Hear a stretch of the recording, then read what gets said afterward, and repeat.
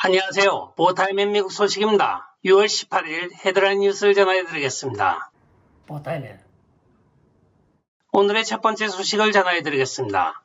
인플레이션이 급등하고 시장이 붕괴함에 따라 제롬 파월 연준 의장은 연준이 미국 중앙은행 디지털화를 지금 검토하고 있다고 발표를 하고 있습니다. 인플레이션은 이번 달 말 8.6%로 40년 만에 최고치를 기록하였습니다. 불과 1년 전만 해도 연준은 인플레이션이 5%일 때 이것은 일시적인 현상이라고 발표를 하였습니다. 그러나 오늘 밝혀진 바에 따르면 민주당과 연준은 지금 미국의 중산층을 파괴하고 있는 것으로 나타나고 있으며 이들은 이 문제를 해결하기보다는 미국 국민들의 관심을 딴 곳으로 돌리기 위하여 노력하고 있는 것으로 밝혀지고 있습니다. 그것은 바로 중앙 통제 가능한 디지털 통화를 구축하는 것을 계획하고 있다고 발표를 하고 있습니다. 이것은 바로 세계 단일 통화 체제로 가는 시작에 불과한 것입니다. 따라서 중앙 디지털 화폐 은행이 설립될 예정으로 되어 있습니다. 도널드 트럼프 대통령 집권 시에는 인플레이션이 감소하고 있었습니다. 그러나 조 바이든이 들어선 이후에 1년 반 만에 인플레이션이 천정부지로 치솟고 있습니다. 그동안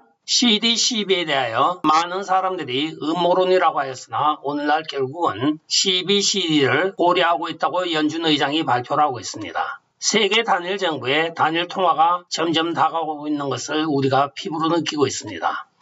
다음 소식입니다. 금요일인 6월 17일 유가가 한때 6% 이상 폭락을 하고 있습니다. 이는 연준이 실시하고 있는 금리 인상이 경기 침체를 가져올 것이라고 하는 불안감 때문에 국제 선물 시장에서 텍사스 중진류와 흑해 브란트유가 지금 가격이 떨어지고 있는 것으로 나타나고 있는데 하루 만에 6%가 떨어진 것은 최근 넉 주 만에 가장 큰 가격 하락을 보인 것입니다. 브렌트유는 6.69달러가 빠져서 거래가 되었고 최종 마감은 113불선에 마감이 되었습니다. 또한 텍사스 중진류는 110달러 미만으로 지금 떨어진 것으로 나타나 3월달 이후에 가장 큰 하락폭을 기록하고 있습니다. 이날의 하락은 연준이 1994년 이후에 최대의 금리 인상을 발표한 직후에 나온 여파이기도 합니다. 이는 인플레이션을 줄이기 위하여 발표되었지만 실제적으로 그 효과는 미국이 경제 침체에 빠질 수도 있다는 우려를 낳았습니다. 따라서 유가가 지금 빠지고 있는 것입니다. 조 바이든은 금요일 달러웨어 휴가를 떠나기 전에 기자와의 인터뷰에서 경기 침체가 필연적인 것은 아닙니다. 우리 미국은 인플레이션을 극복하는데 세계 어느 나라보다 강력합니다 하고 이야기를 하고 달러웨어로 휴가 간다고 떠나버렸습니다.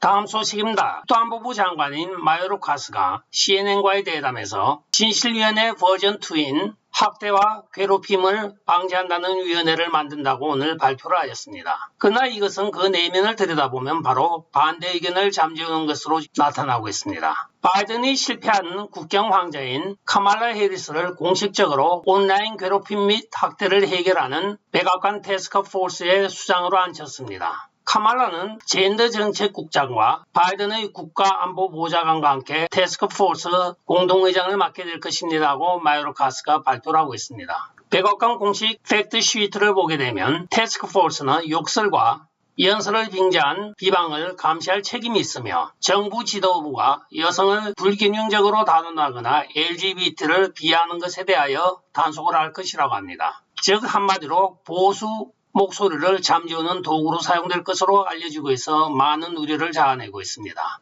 진실위원회가 여론에 부닥쳐서 무산이 되자 이제는 진실위원회 버전 2를 온라인 괴롭힘 방지센터라고 하는 이상한 기구를 만들어서 또 도전을 하고 있습니다. 탄핵 초안까지 미리 작성되어 있는 마요르카스 국토안보부 장관이 조 바이든의 지시에 따라서 계속적인 무리수를 두고 있습니다. 힐즈에 따르면 공동의장을 맡게 될 사람으로는 바로 메리 가랜드 법무부 장관과 비백 머시 군 외과 의사를 포함하는 것으로 알려져 있습니다. 또한 다수의 유명 인사들을 포함하는데 특히 좌파들이 좋아하는 유명 연예인이나 스포츠인을 초빙하는 것으로 나타나고 있습니다. 바로 US 오픈 기권으로 반발을 불러일으키고 있는 테니스 선수인 슬론 스티븐스가 패널로 참가하는 것으로 알려지고 있습니다.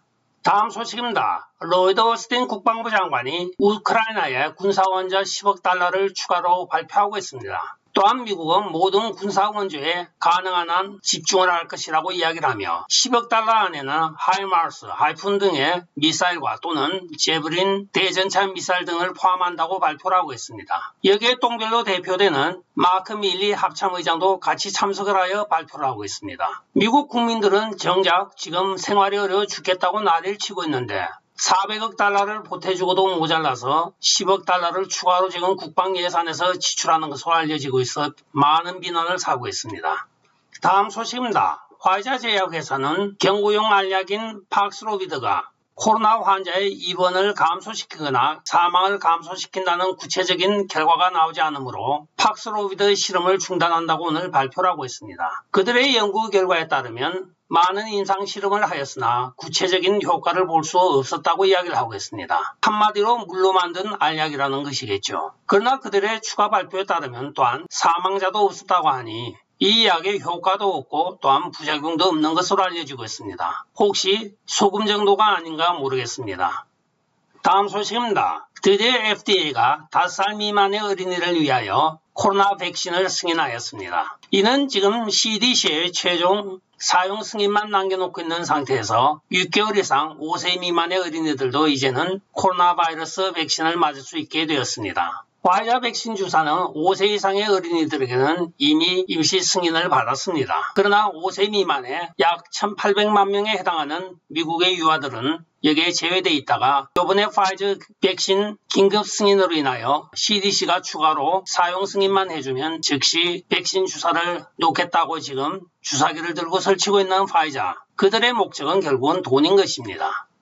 다음 소식입니다. 조 바이든 행정부가 엉뚱하게 유가가 인상하는 것을 정유회사로 돌리고 정유회사를 압박하기 시작하자 이 정유회사들은 지금 살 길을 모색하여 남미에서 주로 생산되고 있는 중진류를 다량 수입하고 있는 것으로 밝혀지고 있습니다. 이 중진류는 일반적으로 경진류에 비하여 가격이 쌉니다. 따라서 멕시코산 중진류와 에콰도르산 이라크 바스라 등에서 많은 중진류 원유가 미국으로 쏟아져 들어오고 있습니다. 이는 56척의 유조선이 매일매일 미국에 수송을 함으로써 하루에 약 110만 배럴씩 미국에 쏟아붓고 있는 것으로 나타나고 있습니다. 중질 원유는 경질 원유에 비하여 생산 비용이 저렴하기 때문에 석유 정제 회사들이 변수로 중진류를 수입하고 있는 것으로 밝혀지고 있습니다. 조 바이든 행정부는 화석 연료를 완전히 씨를 말려서 미국을 청정 에너지만 사용하는 나라로 만들겠다고 하고 있으나 많은 정유 회사들은 그것은 점진적으로 해야지 이렇게 하루아침에 닫아건다고 되는 것이 아니라고 반발을 하고 있습니다. 정유 회사들은